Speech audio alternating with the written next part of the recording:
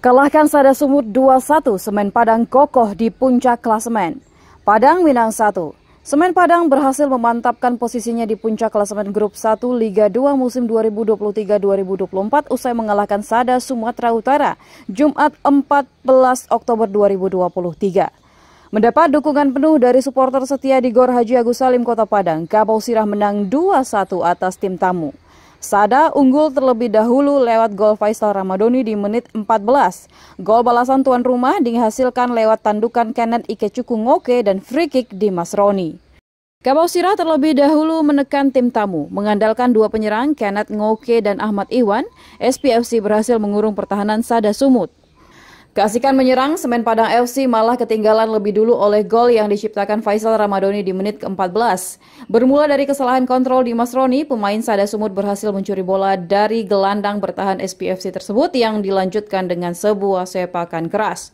Penjaga gawang SPFC M. Iqbal berhasil memblok sepakan tersebut. Sayang bola rebound kembali berhasil dikuasai penyerang Sada Faisal Ramadoni. Dengan sigap, Faisal melepaskan sepakan terukur yang tak bisa diantisipasi Iqbal. Skor 0-1 Sada leading atas tuan rumah. Ketinggalan gol, serangan terus dilakukan anak-anak Kabau Sirah. Kecepatan sisi sayap kali ini benar-benar dimanfaatkan. Terbukti menit ke-20, Kenneth Ngoke berhasil menyamakan kedudukan dengan sundulannya usai menerima bola hasil tendangan sudut dari Firman Juliansyah. Skor imbang 1-1. Belum puas, tuan rumah semakin beringas melakukan serangan. Jeda 5 menit, Semen Padang FC pun menambah gol dari tendangan bebas Dimas Roni Saputra. Skor menjadi 2-1. Hingga babak pertama berakhir, masih banyak serangan berbahaya dari tuan rumah, tapi semuanya masih belum menjadi gol. Skor 2-1 tak berubah hingga babak pertama selesai.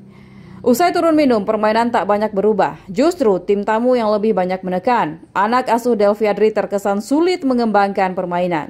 Tercatat 3 peluang emas justru didapatkan tim tamu, namun keberuntungan masih enggan menghampiri tim asuhan Suharto. Beberapa pergantian yang dilakukan Delviadri belum mampu memberikan perubahan yang signifikan bagi pola permainan Kabau Sirah. Hingga berakhirnya pertandingan, tuan rumah belum bisa menambah gol dan skor 2-1 tetap bertahan. Semen Padang FC pun kokoh di puncak dengan raihan 11 poin dari 3 kemenangan dan 2 seri. Menyusul Persiraja dan Sriwijaya FC masing-masing di tempat kedua dan ketiga dengan jumlah poin sama 8.